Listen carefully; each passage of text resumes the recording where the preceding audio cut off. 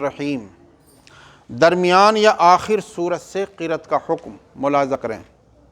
اگر امام یا منفرد نماز کی پہلی رکعت میں کسی سورت کے درمیان سے یا اس کے آخر سے کچھ حصہ پڑھے اور دوسری رکعت میں کسی اور سورت کے درمیان سے یا اس کے آخر سے کچھ حصہ پڑھے تو اس کا یہ عمل ظاہر روایت کے مطابق خلاف اولیٰ ہے، صرف خلاف اولیٰ ہے، ناجائز نہیں ہے۔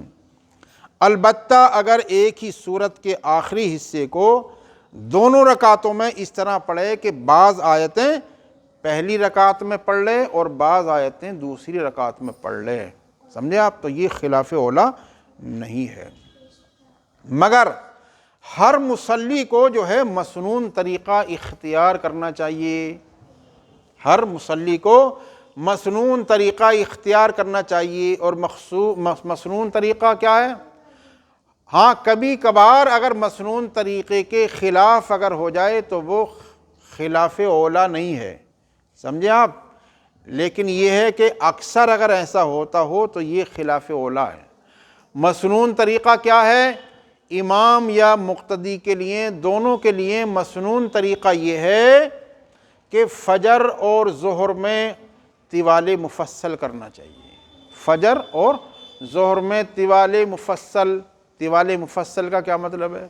طوال مفصل سے مطلب یہ ہے کہ سورہ حجرات سے لے کر سورہ بروج تک کی آیتیں پڑھیں، سورہ حجرات سے سورہ بروج تک کے درمیان جو ہے جو بھی پڑھنا چاہے پڑھے، یہ مسنون طریقہ ہے۔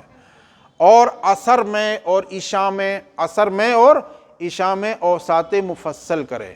اوساط مفصل کا کیا مطلب ہے؟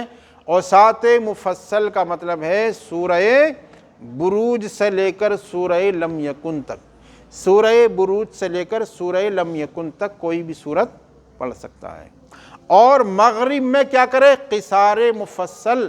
قصار مفصل کا کیا مطلب؟ یعنی لم یکن، سورہ لم یکن سے لے کر آخر قرآن تک، یعنی سورہ ناس تک پڑھے، سمجھ گئے؟ یہ مسنون طریقہ ہے۔ اس کے علاوہ بھی قرآن کہیں سے بھی پڑھے تو جائز ہے۔ فرمایا فَقْرَؤْا مَا تَيَسَّرَ مِنَ الْقُرْآنِ، قرآن سے جو میسر ہو وہ پڑھ سکتے ہیں، لیکن مسنون یہی ہے کہ اس کا جو ہے لحاظ رکھنا چاہیے تاکہ سنت پر عمل ہو سکے۔ اللہ تعالی عمل کی توفیق عطا فرمائے۔